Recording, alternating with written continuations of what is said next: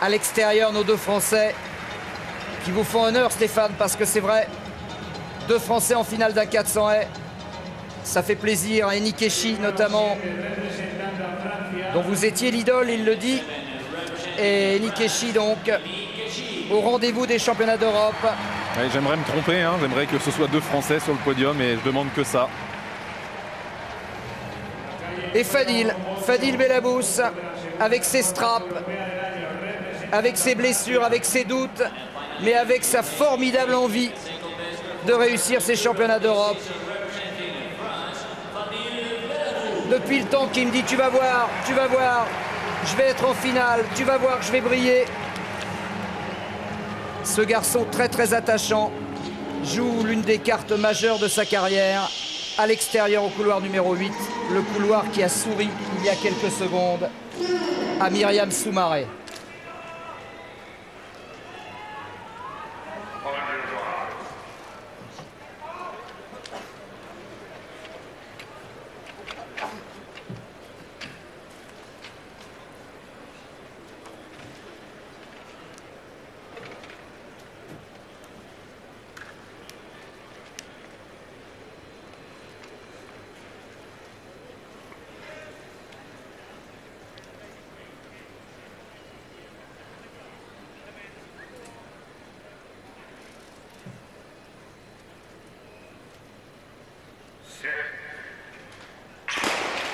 Allez Eni, allez Fadil.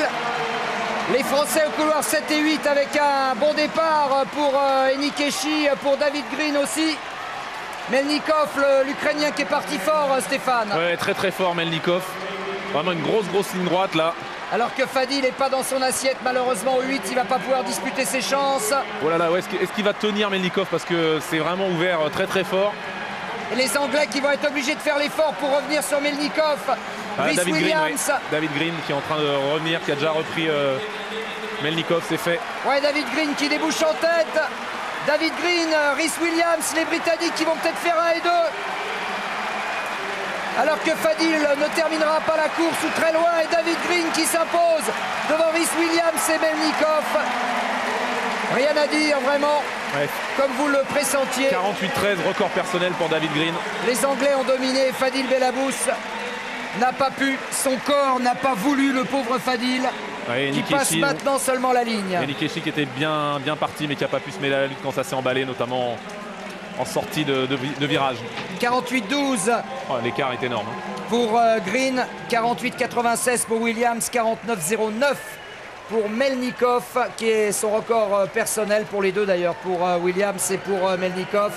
Et Nikeshi, quatrième en 49-34. 49-34, oui. Ouais. Quelle course d'Nikeshi, record personnel. Oui, on avait eu une discussion avant et je l'ai eu au téléphone juste avant la course. J'ai dit, tu sais, si tu gagnes 3 dixièmes, peut-être que ça suffira pour monter sur le podium, mais j'attendais pas Melnikov à ce niveau-là. Il doit être déçu quand même. Hein. Ouais, déçu, mais il a fait ce qu'il avait à faire, je pense. Et il est à son niveau, hein, il ne pouvait pas prendre plus de risques au départ parce qu'en 15 foulées, il était prêt sur ses haies. Donc entamer sa course un peu plus fort, ça aurait été très risqué en termes de faute.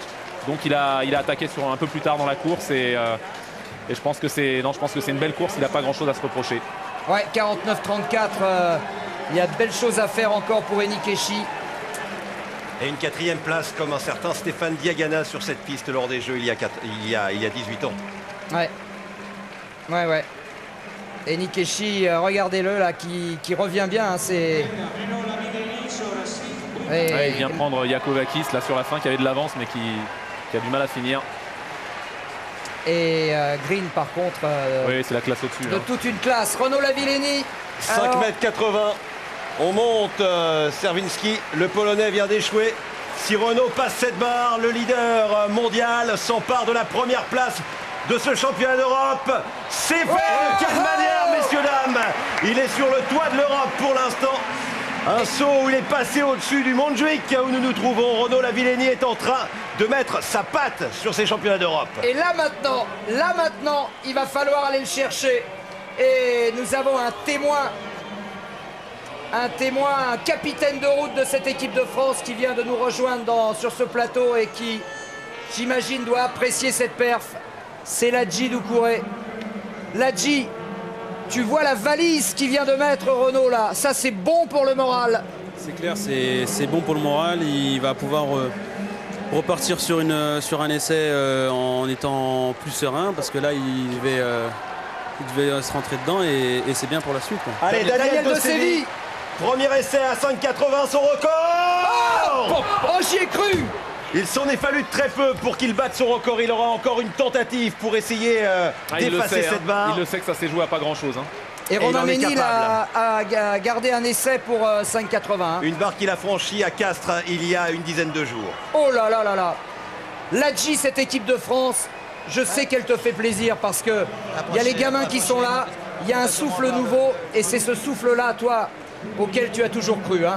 C'est clair que quand j'ai débarqué en équipe de France avec Stéphane, c'était une autre équipe de France. Là, c'est beaucoup plus jeune, c'est beaucoup plus dans le partage et dans l'ambiance, qui fait que sur la piste, tout le monde a envie de se dépouiller. Et puis on voit bien, quand on voit les filles faire ce qu'elles font sur le sprint, même Enikeshi, là, ce que vient de faire Enikeshi. Alors justement, Ladji, il est avec Nelson, avec Fadil.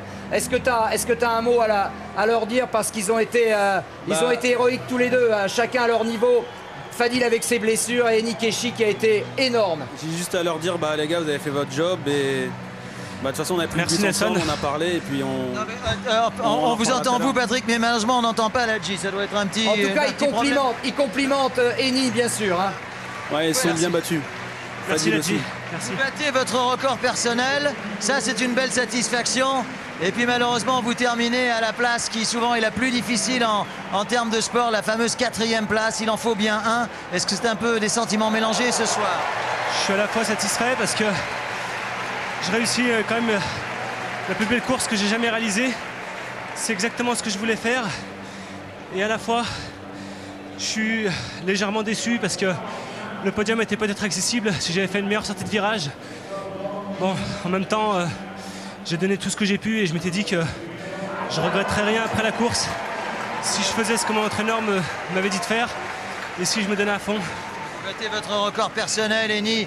Alors quant à vous, cher Fadil, évidemment, il y a eu de hauts et de bas, la qualification était très chaotique. Hier en demi-finale, c'était beaucoup mieux, beaucoup mieux.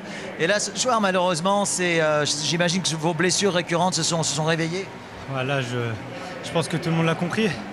Je sais pas, je suis entre deux états d'esprit. Est-ce que je dois être déçu? J'ai pas l'impression que je dois être déçu par rapport à mes championnats où j'ai vécu vraiment le plus compliqué, le plus difficile pour un sportif. J'avais la plus grande des bananes et le plus beau des sourires quand je passe en finale, je me rappelle. Voilà, ça a lâché aujourd'hui en finale, ma foi. Je suis content pour Eni et il aurait pu accrocher une médaille. Moi, je vois les temps, je me dis même que la première place, voire la deuxième, aurait pu jouer si j'aurais été vraiment en forme, mais c'est le sport. C'est le sport et voilà. Et il peut aussi y avoir des bas dans cette équipe de France qui réussit tellement de haut. Et la 4e place d'Eni est quand même une très belle performance. Oui. Je voulais déjà saluer tous mes amis et ma famille de Bron. Je voudrais leur remercier de m'avoir soutenu. Et je voudrais également dire que c'est aussi l'élan de l'équipe de France, tous ces bons résultats qui m'a énormément motivé. Surtout quand j'ai vu la course de Myriam Soumaré, donc c'est vrai que ça m'a fait chaud au cœur, donc je me suis dit que tout était possible. Vous savez, Patrick ne contredira pas. L'équipe de France d'athlétisme est en train de devenir la coqueluche de la France entière. Vraiment. Merci les gars, merci pour votre témoignage. Voilà. Merci à vous, merci Eni. Et Fadil, il y aura des jours meilleurs, alors qu'il y en aura aussi peut-être des jours meilleurs pour les perchistes allemands. Pour Schulze qui